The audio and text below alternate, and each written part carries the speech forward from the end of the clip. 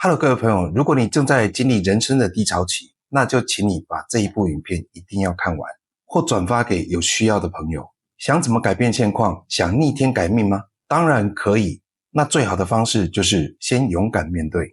我天就手，哈哈，逆天改命，我吹喇叭。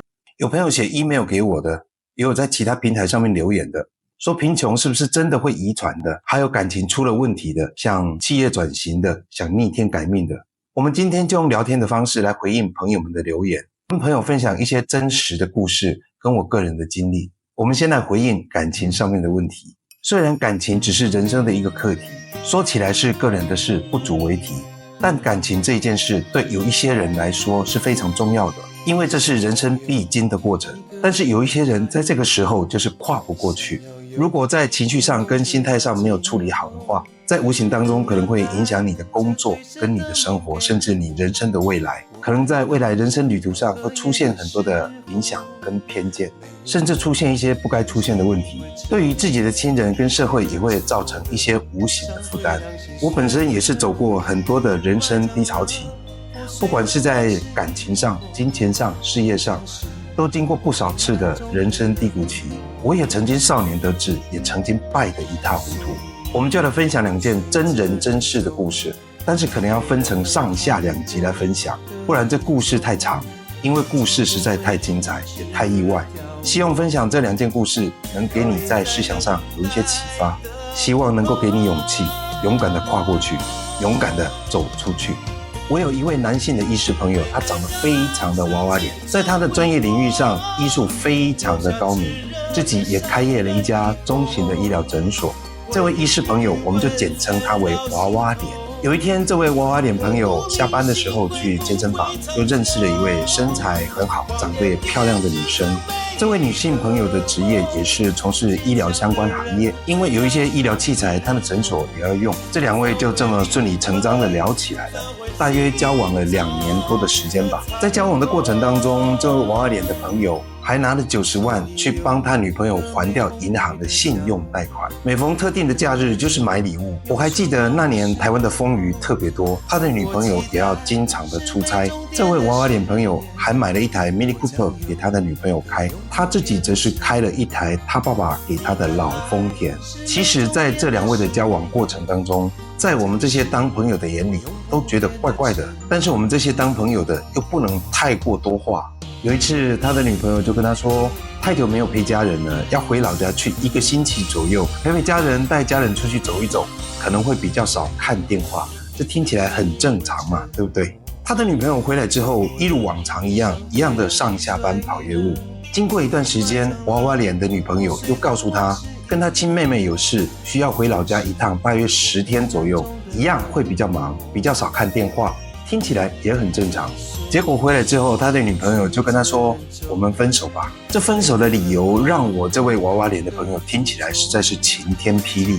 他的女朋友告诉他说，他已经订婚了，文定的喜宴也请完了。这事情听起来非常的荒唐，对不对？很像是在电视剧里面的剧情才看得到的，但是就是活生生的出现在我们的生活圈当中。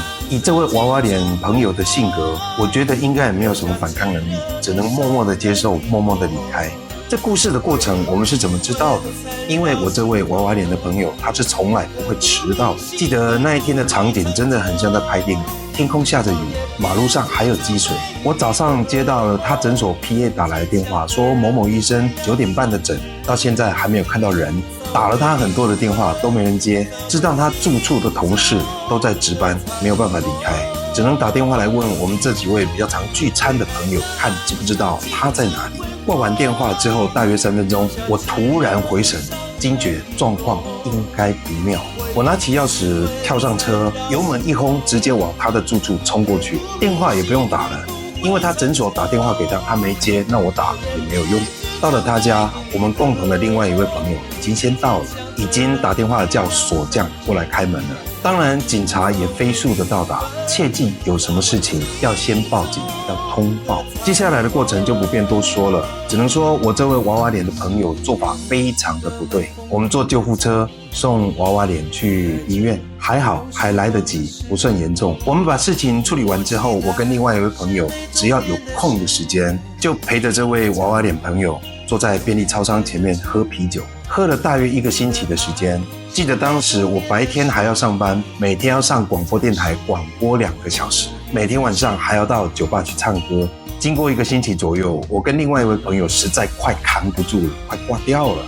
因为这位娃娃脸朋友，他的心灵跟灵魂很受伤，当下他的行为跟行尸走肉没有什么两样，酒精根本麻痹不了他。他也知道自己很累，但是就是睡不着，心里还恐慌。经过我们的道德劝说之后，强迫他请长假出去旅游。还好旅游回来之后，人的气色也变好了，精神也变好了，说话也变正常了。其实在当下我们只能陪着他，尽量听他讲话，让他把心里的委屈跟垃圾倒出来。如果你正在经历感情的低潮期，很重要的一点，一定要找几位朋友陪你聊聊天。当人的情绪塞满了，觉得自己快扛不住了，一定要让自己的情绪有个出口，不必不好意思，也不用怕你的朋友笑你，只要自己没有犯下什么大错，就没有什么好笑的。就算你身边的朋友说你呆，笑你傻，都没关系，因为很多事情是旁观者清，只要你愿意讲，一定有朋友愿意拉你一把。其实台湾医师的生活说忙也不是很忙，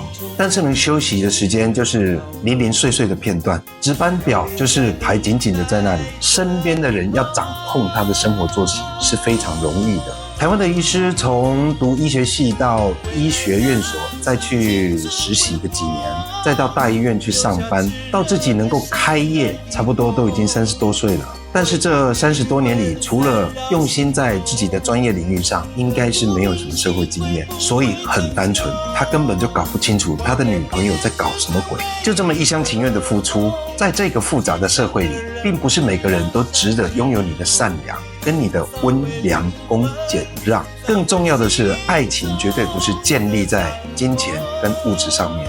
我们为什么愿意这么的陪着他？因为有很多人的性格，当情绪压力越大的时候，越是讲不出口。有些人在这个时候就会跟鬼挡墙一样，把自己关在家里，情绪一直低落，思绪一直围绕着同一件事情，越绕压力越大，甚至失去理智。这个时候，作为朋友的我们就非常重要了。虽然沟通很重要，但是在当下也不用跟他讲太多话，只要一般的应答就可以。更不用去跟他讲什么人生大道理，因为在他当下的心情，跟他讲什么都听不进去。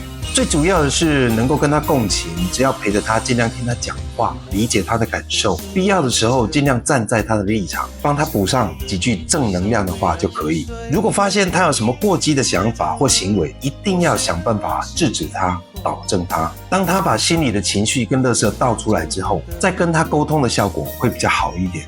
如果觉得自己的能力不足，可以求助社会上的相关单位，再不行就求助心理医师来帮忙。毕竟我们也不是专业，专业的事情要让专业的人去做，我们只能站在朋友的立场陪伴跟照顾。有句名言是这么说的：最深情的告白叫陪伴，朋友一生之间的相互扶持也是叫陪伴。嗨，朋友，如果你有觉得你身边的朋友也怪怪的，也请你多关心一下，也许你多陪他聊几句话就会改变情况，结果就会不一样。如果你正在经历感情上的低潮期，不要一直关在家里，应该多出去走走。如果你暂时离不开的话，也要先找几个愿意听你讲话的朋友陪你说说话，让自己的情绪有个出口。不要想你已经没有朋友了，也没有路可以走了。曾经听一位金盆洗手回归田野生活的大哥讲起他当年年轻时候的故事。当年他在跑路的时候，已经山穷水尽，无路可走了。他说，在这个时候，当你想到第一个你想打电话给他的人，那一位就是你的朋友，哪怕是太久没联络，甚至不太熟的人，不要怀疑，你的直觉在告诉你，他就是你的朋友。人在情感低潮期的时候，常常会出现类似斯德哥尔摩综合症一样，对于特定的人、事物或环境产生依恋，越容易被 PUA。也许你把你的情绪吐出来之后，自己的心态就会改变，你自己的智慧就能把自己救出来。其实人生就是要傻个几次才会变聪明，所以不用怕被笑，感情的事情没有什么好不好笑的。如果你的心灵跟灵魂已经很受伤了，那请你不要再伤害自己，因为伤害自己解决不了问题。更是一种不负责任的行为，因为会为你伤心难过的只有你的家人。好好的活着才是王道，好好的活着就是胜利者。人只要活着就还有机会。当然人是不经一事不长一智的，因为每走过一次的低谷期，老天就会回赠给你很多的智慧，可以教会自己很多事情。希望这个故事的内容可以启发你一些比较清晰的思考方向。只要你勇敢地走出去，整个世界都还在等着你。我是月月，祝你越来越勇敢，人生越来越精彩。为爱燃烧青春辉煌，留下炽热的伤痕一朵。